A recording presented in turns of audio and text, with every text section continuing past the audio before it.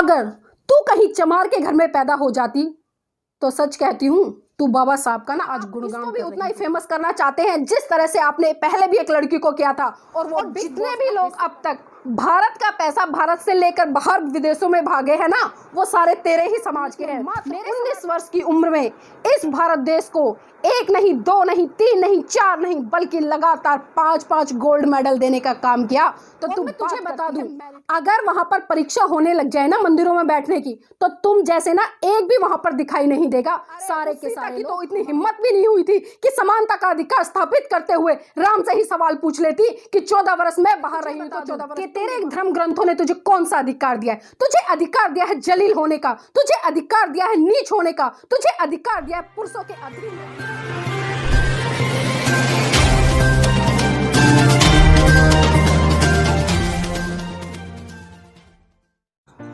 परम पूज्य बाबा साहब के त्याग, बलिदान और महिलाओं के लिए उनके काम को न केवल पुरुष नकारने का काम करते हैं, बल्कि भारत की महिलाएं जो कि बाबा साहब के एहसानों तले दबी हैं, वे भी न केवल नकारने का काम करती हैं, बल्कि बाबा साहब का अपमान भी करने से नहीं चूकती।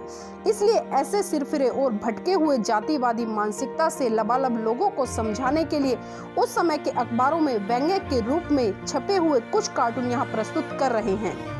प्रस्तुत चित्र में पेड़ के ऊपर कानून मंत्री के रूप में डॉक्टर अंबेडकर आराम से बैठे हुए नीचे हिंदू कोड बिल का तमाशा देख रहे हैं। एक महिला जिसने काला चश्मा लगाया हुआ है, वह अपने वृद्ध पिता को पेड़ से बांधकर कागज पर जबरदस्ती लिखवाना चाह रही है कि मुझे तुरंत अपनी संपत्ति में से आधा हिस्सा दो। बीच वाले दृश्य में एक बाल बच्चेदार महिला अपने पति को पेड़ के साथ बांधकर तलाक लेने की धमकी दे रही है। अंतिम चित्र में एक आधुनिक महिला एक व्यक्ति से कह रही है कि मेरे साथ बिना दहेज लिए शादी कर। इस महिला के हाथ में भी एक रस्सी दिखाई गई। जैसे महिला की बात न मानी गई तो उसे भी रस्सी से बांध दिया जाएगा। इस कार्टून के माध्यम से जहां हिंदू कोड बिल को बदनाम करने का कुत्सित प्रयास किया गया है, वही दहेज प्रथा का औचित्य भी सिद्ध करने का घृणित प्रयास गौरतलब है। इस व्यंग्य चित्र का शीर्षक दिया गया है बुरा न मानो। व्यंग्य चित्र के नीचे कैप्शन में लिखा है कि दिल्ली की कुछ लड़कियों ने हिंदू कोड बिल के समर्थन में प्रदर्शन किया। नारी समाज के समर्थन में हिंदू कोड बिल को किस प्रकार कुचला गया, यह कार्टून इस तथ्य की मुंह बोलती तस्वीर है। और यह व्यंग्य चित्र ट्रिब्यून नाम के अंग्रेजी दैनिक समाचार पत्र में प्रकाशित हुआ था।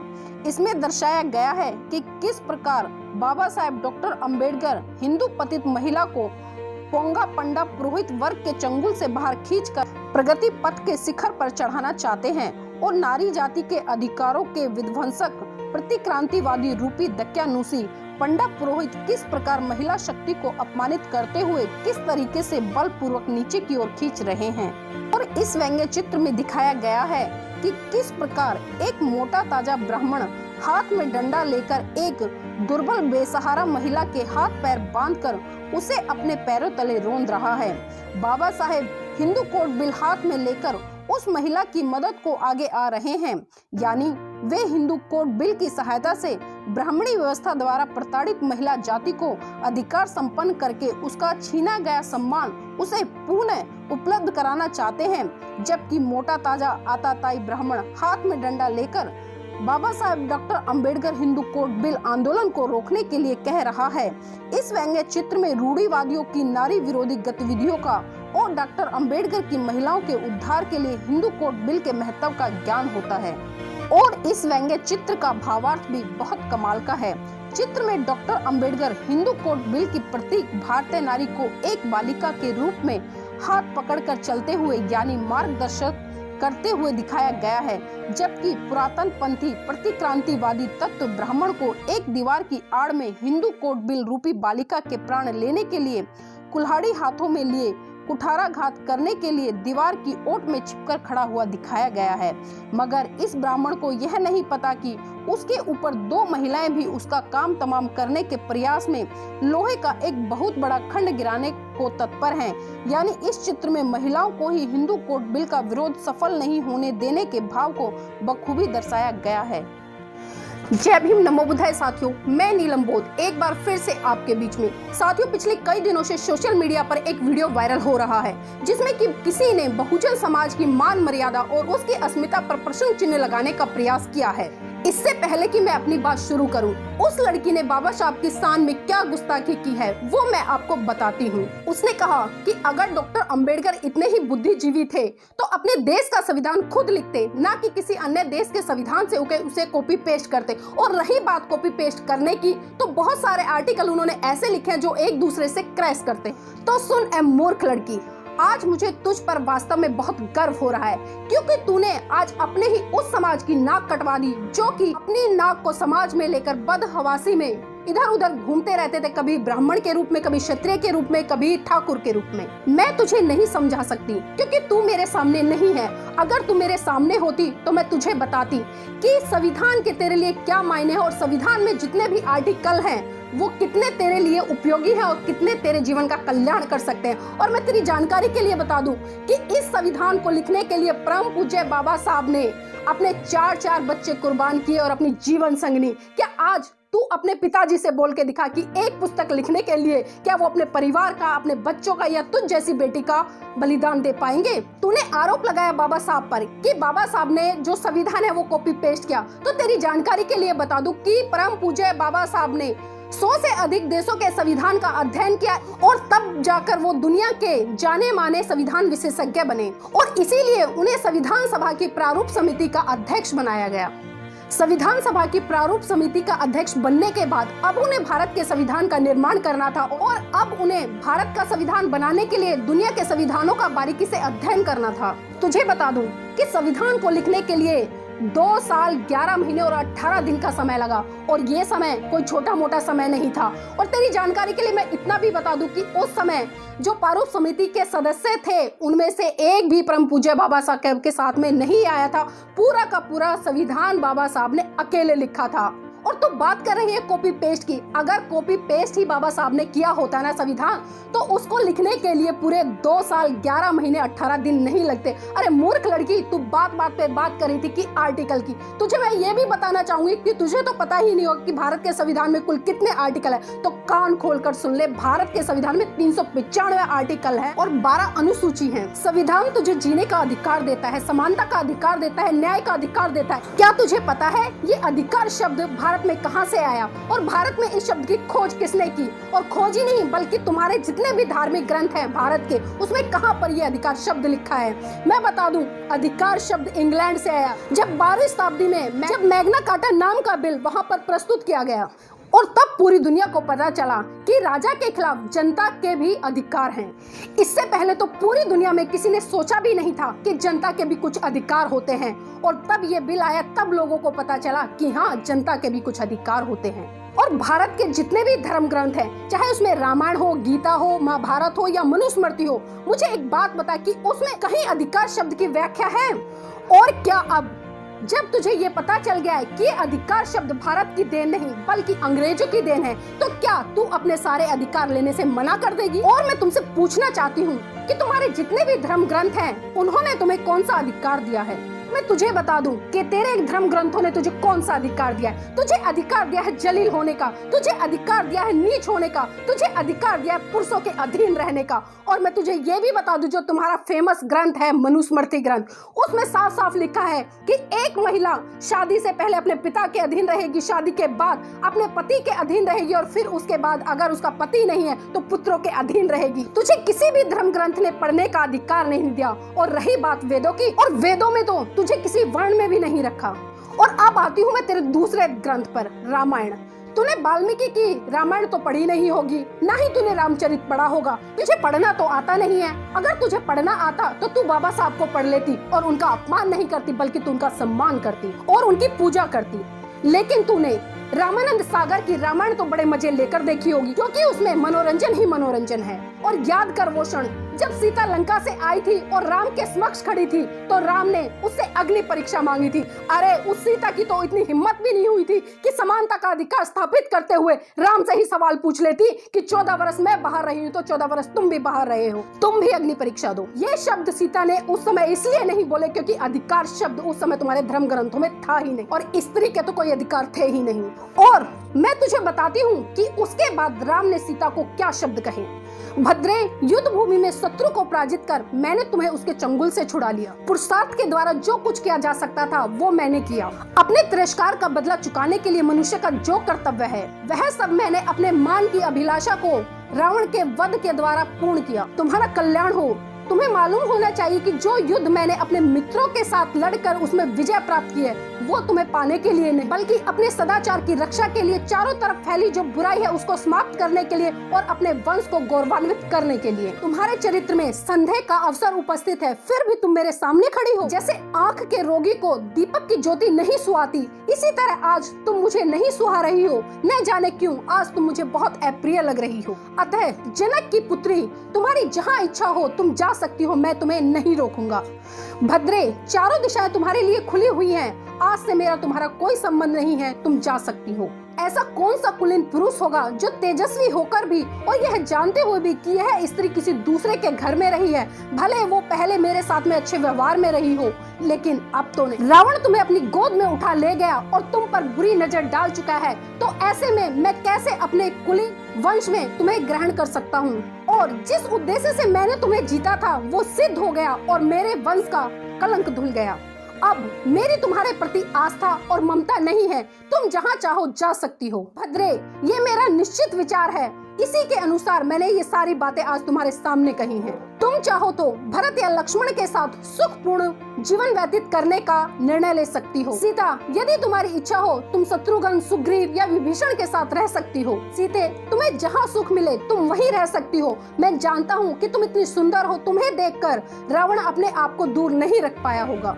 ऐ मूर्ख लड़की, अब तू सोच कि राम की ये बातें सुनने के बाद सीता कितनी गिड़गिड़ाई होगी, कितनी रहम की भीख मांगी होगी। तब जाकर राम ने सीता के समक्ष अग्नि परीक्षा का विकल्प रख दिया, क्योंकि राम जानता था कि किसी भी वस्तु को अगर अग्नि में प्रवेश करा दिया जाए तो वो वस्तु भस्म हो जाए। इसीलिए राम ने सीता को अग्नि परीक्षा के लिए विवश किया ताकि सीता अग्नि में जलकर राख हो जाए। सीता ने अग्नि परीक्षा दी बिना राम की अग्नि परीक्षा लिए और वो उसमें सफल भी हुई। मैं नहीं जानती कि वो कैसे बची, लेकिन क्या उसके बाद राम ने उसको स्वीकार कर लिया? तो राम सीता को अपने राजमहल ले गया, लेकिन उसने उस वक्त सीता को धोखे से जंगलों में छुड़वाया जब वह गर्भवती थी।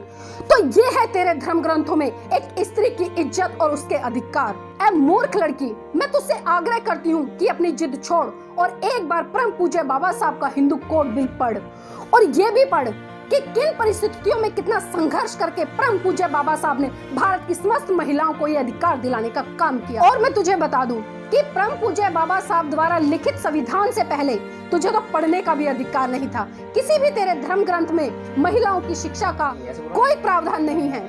हिंदू कोड बिल से पहले किसी भी महिला को अपने पिता की संपत्ति में किसी तरह का अधिकार नहीं था। कोई महिला अगर वो विधवा हो जाती है तो उसे दोबारा विवाह करने का अधिकार नहीं था। विवाह का अधिकार तो छोड़ो, जब उसका पति मर जाता था तो उस महिला को जिंदा अग्नि में उसके पति के साथ जला दिया जाता था। और इतना ही नहीं, तेरी जानकारी के लिए बता दूं, जो पुरुष होते थे ना वो भले 4-4 विवाह कर ले, लेकिन महिलाओं को दूसरी शादी करने का भी अधिकार नहीं था। लेकिन मैं तुझे बता दूं कि हिंदू कोड बिल के बाद एक महिला अगर अपने पति से नहीं है तो वो तलाक देकर दूसरा विवाह कर सकती है। अगर उसका पिता उसकी संपत्ति में उसको अधिकार ना दे, कोर्ट जाकर न्यायालय से अपना अधिकार मांग सकती है। वो अपने भाई के बराबर अपने सारे अधिकार अपने पिता से मांग सकती है। और इतना ही नहीं, हिंदू कोड बिल से पहले पुरुषों को कई शादी करने का अधिकार था, लेकिन तुम्हें तो दूसरी शादी करने का भी अधिकार नहीं था। और इतना ही नहीं, तुम्हारा पुरुष तुम्हें मारे पीटे, दारू पिए या कुछ भी करे, लेकिन तुम उफ तक नहीं कर सकती थी। और तुम्हारे धर्म ग्रंथों के अनुसार 7 फेरों का जो बंधन होता था वो 7 जन्मों जन्मों तक होता था। तो सोचिए क्या स्थिति थी तुम्हारी हिंदू कोड बिल से पहले। अरे एहसान फरामोश महिलाओं, जब एक महिला का पति उस पर अत्याचार करता है, उसको मारता है, पीटता है, उसको खाने के लिए भोजन नहीं देता है, तब वो महिला न्याय के लिए कहाँ जाती है? क्या वो किसी मंदिर में जाती है, या जो तुम्हारे धर्म ग्रंथ है वो उनके पास जाती है। मैं तेरी जानकारी के लिए बता दूं, ना तो तुम्हारे मंदिर कुछ देते हैं, ना ही तुम्हारे भगवान कुछ देते हैं, और ना ही तुम्हारे धर्म ग्रंथ उस महिला को न्याय देते हैं, बल्कि न्याय लेने के लिए वो परम पूज्य बाबा साहब के द्वारा लिखित उस संविधान में अधिकार लेने के लिए न्यायालय जाती है। और इतना ही नहीं, जब एक महिला गर्भवती होती है और उसको मैटरनिटी लीव मिलती है, तो वो सिर्फ और सिर्फ परम पूज्य बाबा साहब के हिंदू कोड के बिल के द्वारा ही मिलती है, ना ही कि तुम्हारे धर्म शास्त्रों के द्वारा। और तू क्या कह रही थी कि अंबेडकर ने इस देश को आरक्षण रूपी एक कोड दे दिया है? तो एक बात बता, जो लोग मंदिरों में बैठते हैं वो कौन सी जाति के होते हैं और वो कौन सी परीक्षा पास करते हैं, और क्या वो कोई परीक्षा पास करके वहाँ बैठते हैं? और मैं तुझे बता दूं, अगर वहाँ पर परीक्षा होने लग जाए ना मंदिरों में बैठने की, तो तुम जैसे ना एक भी वहाँ पर दिखाई नहीं देगा, सारे के सारे लोग हमारे होंगे। और एक बात, क्या तू किसी चमार के घर में पैदा हुई थी या किसी वाल्मीकि के घर में पैदा हुई थी? और क्या तूने कोई एग्जाम दिया था ऊंची जाति के घर में जाने के लिए जो तू अब वहाँ है? तू पैदा ही ऊंची जाति के घर में हुई थी ना, और इसीलिए तू ऊंची जाति की कही जाती है। अगर तू कहीं चमार के घर में पैदा हो जाती तो सच कहती हूँ तू बाबा साहब का ना आज गुणगान कर रही होती। और रही बात मेरिट की, तो कान खोलकर सुन ए मूर्ख लड़की, DSc की डिग्री प्राप्त करने वाले भारत से सिर्फ 2 ही व्यक्ति हुए हैं। पहले हैं परम पूज्य बाबा साहब और दूसरे हैं KR नारायण। और तेरी जानकारी के लिए बता दूं कि KR नारायण को भी परम पूज्य बाबा साहब ने बाहर विदेश में पढ़ने के लिए भेजा था। क्या ये योग्यता ब्राह्मणों में नहीं है, ठाकुरों में नहीं है, राजपूतों में नहीं है, या जो लोग दावा करते हैं अपनी जाति को गौरवान्वित करने का, क्या उनमें नहीं है? और बात करते हो तुम मेरिट की। और सुन, तेरी जानकारी के लिए बता दूं मूर्ख लड़की, परम पूज्य बाबा साहब विश्व के सर्वश्रेष्ठ 6 विद्वानों में शामिल होते हैं। और इतना ही नहीं, तूने टीवी पर एक शो तो देखा होगा जिसका नाम था द ग्रेटेस्ट इंडियन। कई महीने चला, लगातार चलता रहा, और उन्होंने पूरे देश से सर्वे कराया, और जिसमें 100 से अधिक लोगों को शामिल किया गया। और तेरी जानकारी के लिए बता दूं, उसमें सचिन तेंदुलकर भी थे, APJ अब्दुल कलाम भी थे, लता मंगेशकर भी थी, और भी न जाने भारत देश की कितनी विभूतियां थी। और यहाँ तक मैं एक बात जरूर बताना चाहूंगी, उसमें गांधी का नाम दूर दूर तक नहीं था। और तुझे पता है ग्रेटेस्ट इंडियन का अवार्ड किसको मिला था? वो मिला था परम पूज्य बोधिसत्व बाबा साहेब डॉक्टर भीमराव अंबेडकर को। तो देख, उनके आसपास कोई था भी नहीं, और तू बात करती है मेरिट की। और सुन, मेरिट की बात यही खत्म नहीं होती। अमेरिका में कोलंबिया यूनिवर्सिटी है, जब उसके 300 वर्ष पूरे हुए और सर्वे कराया, और सर्वे का विषय था कि अब तक 300 साल के जो इतिहास में पढ़कर यहाँ से छात्र गए, उनमें सबसे महानतम छात्र कौन है? तो तेरी जानकारी के लिए बता दूं, 24 लोग ऐसे निकले जो किसी ना किसी देश के राष्ट्रपति या प्रधानमंत्री बने। 20-25 लोग उनमें ऐसे निकले जो बड़े बड़े बिजनेसमैन बने किसी ने, और बहुत से लोग तो ऐसे थे जिनको नोबेल पुरस्कार मिला। और 300 साल के छात्रों में जो सर्वश्रेष्ठ महानतम छात्र का अवार्ड मिला, पता है तुझे किसे मिला? वो अवार्ड ना तो किसी देश के प्रधानमंत्री को मिला, ना ही किसी देश के राष्ट्रपति को मिला, ना ही किसी देश के बिजनेसमैन को मिला, और ना ही किसी नोबेल पुरस्कार को मिला। वो अवार्ड सिर्फ और सिर्फ परम पूज्य बाबा साहब। और सुन, हिमा दास का नाम तो तूने सुना ही होगा, डॉक्टर भीमराव अंबेडकर की बेटी, जिसने 2019 में मात्र 19 वर्ष की उम्र में इस भारत देश को 1 नहीं, 2 नहीं, 3 नहीं, 4 नहीं, बल्कि लगातार 5-5 गोल्ड मेडल देने का काम किया। तो तू बात करती है मेरिट की। और सुन, टीना डाबी, जिसने भारत का सबसे बड़ा एग्जाम IAS टॉप किया और अपने कार्यकाल में अब तक कई अवार्ड भी जीत चुकी है। और इंडियन आइडल 11, वो तो तू बड़े शौक से देखती होगी, क्योंकि तू युवा है, मैं जानती हूँ, और युवाओं को ऐसी मनोरंजन चीजें बहुत पसंद आती हैं। और तेरी जानकारी के लिए बता दूं, जो 2020 में इंडियन आइडल 11 का खिताब अगर किसी ने जीतने का काम किया तो वो भी मेरे बहुजन समाज के बेटे सन्नी ने किया है। ये तो मैंने वर्तमान के कुछ गिने चुने इनाम बताए हैं।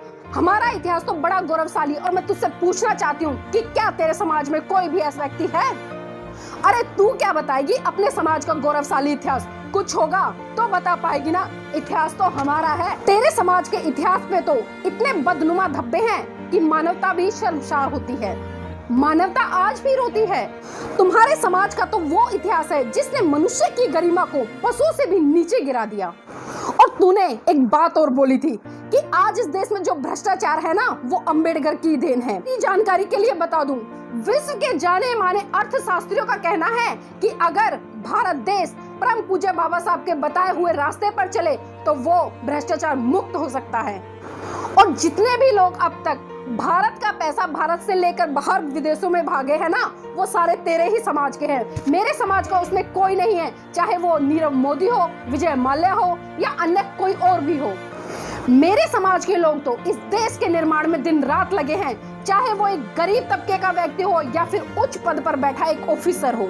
ये तेरे ही समाज के लोग हैं जो इस देश को बेचने का काम करते हैं, चाहे वो राफेल घोटाला हो या भारत की जो गुप्त सूचनाएं हैं वो पाकिस्तान को पहुंचाने वाला हो। और तू क्या कह रही थी कि जो हमारे देश के वैज्ञानिक हैं, अगर वो मंगल ग्रह पर नहीं पहुंच पाए तो इसके लिए सिर्फ और सिर्फ दोषी अंबेडकर हैं। तो मैं तेरे से पूछना चाहती हूँ कि वहाँ पर मेरिट वाले बैठे हैं या आरक्षण वाले बैठे हैं? देश के सभी महत्वपूर्ण स्थानों और पदों पर तो तुम्हारे ही लोग बैठे हैं। जरा एक बार आरटीआई लगाकर तो चेक कर ले कि जो सामान्य वर्ग के पद हैं उनमें से कोई खाली है। साथ के साथ ये भी चेक कर लेना कि जो आरक्षित पद हैं वो सभी भरे हुए हैं। जब तुम हमें किसी महत्वपूर्ण संस्थान में घुसने ही नहीं देते और जब हम वहाँ पर है ही नहीं तो फिर तुम ठीकरा हमारे ऊपर क्यों फोड़ते हो? वो तो हम हैं जो अपने अधिकारों को छीनने के लिए रात दिन तुम जैसे मूर्खों से लड़ते रहते हैं। और हम जो भी हासिल करते हैं ना, अपने संघर्ष, समर्पण, बलिदान और योग्यता के बल पर करते हैं। तुम जैसे मुफ्तखोरों की तरह नहीं, मुफ्त में कुछ भी नहीं लेते। इसीलिए याद रखियो, हम अम्बेडकरवादी हैं, संघर्षों के आदी हैं। ये सच है कि तुझे तेरी माँ ने जन्म दिया है, लेकिन क्या तुझे पता है कि तेरे वजूद को किसने जन्म दिया है? तुझे क्या पता? मैं बताती हूँ। तुझे ही नहीं बल्कि भारत देश की समस्त महिलाओं के वजूद को परम पूज्य डॉक्टर भीमराव अंबेडकर ने अपने त्याग, समर्पण, बलिदान से जन्म दिया है और अपने खून पसीने से सींचा है। और मुझे पूरा यकीन है कि तुझे नहीं पता होगा कि महिलाओं का वजूद क्या होता है, स्त्री अस्मिता क्या होती है, तुझे नहीं पता होगा। और मुझे पूरा यकीन है कि तेरे जैसी स्त्रियां कल भी अपने वजूद की चिंता नहीं करती थी और आज भी नहीं करती हैं। और आज तू और तेरे जैसी न जाने कितनी स्त्रियां बाबा साहब से इतनी नफरत करती हैं कि वो अपने वजूद को मिटाने के लिए और स्त्री अस्मिता को दांव पर लगाने के लिए तत्पर रहती हैं। और मुझे पूरा यकीन है कि भले तूने अपने चेहरे पर मेकअप थोप लिया है, लेकिन तू उन बिगड़ैल लड़कियों में से है जिनकी शिक्षा 5वीं 6ठी कक्षा के बराबर भी नहीं है। अगर तू पढ़ी लिखी होती, भले तू बाबा साहब को ना पढ़ती, लेकिन अपने धर्म ग्रंथों को तो पढ़ ही लेती। तूने रामचरितमानस तो पढ़ी होगी और जो उसमें सुंदर कांड का पाठ है वो तो तूने कई बार पढ़ा होगा, जिसमें कहा गया है कि ढोल, गवार, शूद्र, पशु और नारी ये सभी ताड़न के अधिकारी। और इसका अर्थ भी तू अच्छे से जानती होगी। नहीं जानती तो मैं बता देती हूँ। तुझे पता है कि तेरी तुलना किससे की गई है? ढोल, गवार और पशु से। और पशुओं के बारे में तो पता ही होगा कि उनको क्या ट्रीटमेंट मिलता है, उनको डंडे से हाँका जाता है। तुझे पता है ढोल का मतलब क्या होता है? जो भी आता है पीटता चला जाता है। इसी तरह से गवार, उसको लताड़ दिया जाता है।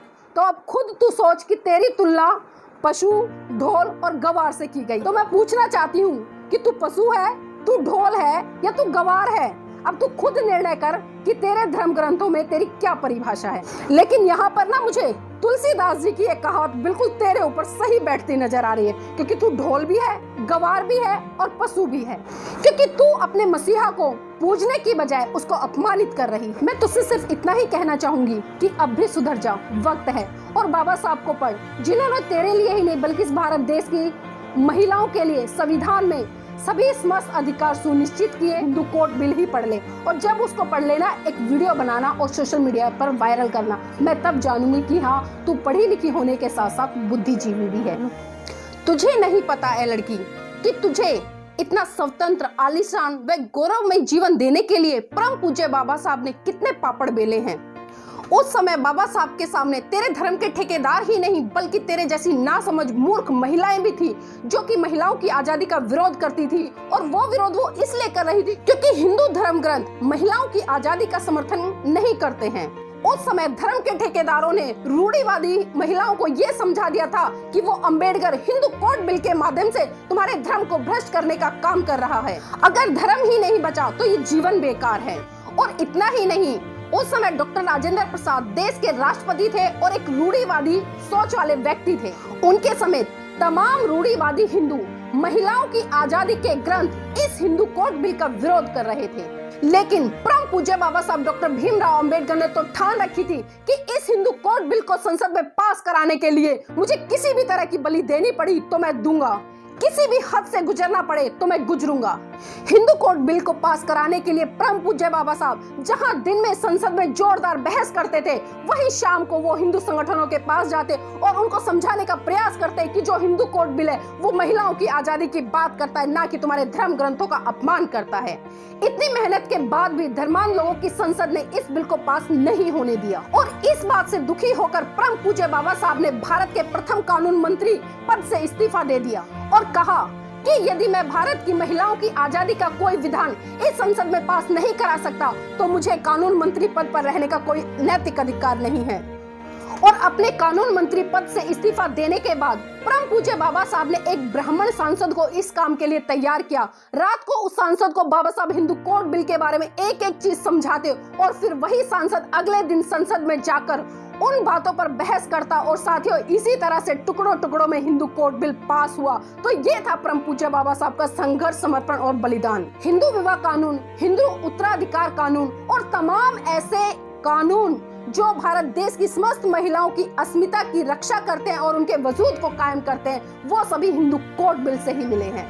अगर मेरे बाबा साहब ने तेरी आजादी की लड़ाई नहीं लड़ी होती ना, तो आज तू इतने शौक से टिकटॉक पर वीडियो नहीं बना रही होती, सड़ रही होती किसी कोठड़ी में। क्योंकि मैं तुझे बता दूं, आज तक तेरे धर्म ग्रंथों में तुझे सिर्फ और सिर्फ पैर की जूती समझा जाता है। तेरी जानकारी के लिए बता दूं, जब इंदिरा गांधी प्रधानमंत्री बनी तो उसने सबसे पहले परम पूज्य बाबा साहब और उनके लिखे संविधान को नमन किया, क्योंकि वो अच्छी तरह से जानती थी अगर परम पूज्य बाबा साहब संविधान में महिलाओं के लिए अधिकार सुनिश्चित नहीं करते तो भारत देश की कोई भी महिला इस देश की प्रधानमंत्री नहीं बनती। और उन्होंने बाबा साहब के उस समय के संघर्ष, समर्पण, बलिदान को भी देखा जिस समय वो हिंदू कोड बिल को पास कराने के लिए धर्मांध लोगों से लोहा ले रहे। इसलिए ऐ नादान लड़की, मैं तुझसे फिर से आग्रह कर रही हूँ कि अपना मुंह खोलने से पहले एक बार सोच कि तू क्या बोल रही है, किसके लिए बोल रही है, किस संदर्भ में बोल रही है। और मैं यहाँ पर अपने समाज के सभी साथियों से भी आग्रह करना चाहती हूँ, साथियों आप भविष्य में कभी भी इस तरह की लड़कियों की वीडियो वायरल ना करें। लेकिन एक सवाल जरूर पूछना चाहूंगी, क्या आप इसको भी उतना ही फेमस करना चाहते हैं जिस तरह से आपने पहले भी एक लड़की को किया था और वो बिग बॉस का हिस्सा बनी? तो अगर रास्ते की धूल को आप अपने घर में ले आओगे ना, तो वो घर में नुकसान ही पहुंचाएगी। वो रास्ते की धूल है, उसको रास्ते में ही पड़ा रहने दो। और अंत में मैं आपसे फिर से दोबारा आग्रह करना चाहूंगी कि भविष्य में इस तरह की लड़कियों की वीडियो वायरल ना करें। साथियों इसी के साथ साथ मैं एक अपील और करना चाहती हूँ। मेरा अपना चैनल, आपका चैनल, समाज का चैनल, देश का चैनल NB News 24/7 को आप लाइक करें, सब्सक्राइब करें और ज्यादा से ज्यादा इसकी वीडियो को शेयर करें ताकि हर खबर को मैं आप तक आसानी से पहुंचा सकूं। जय भीम, नमो बुद्धाय।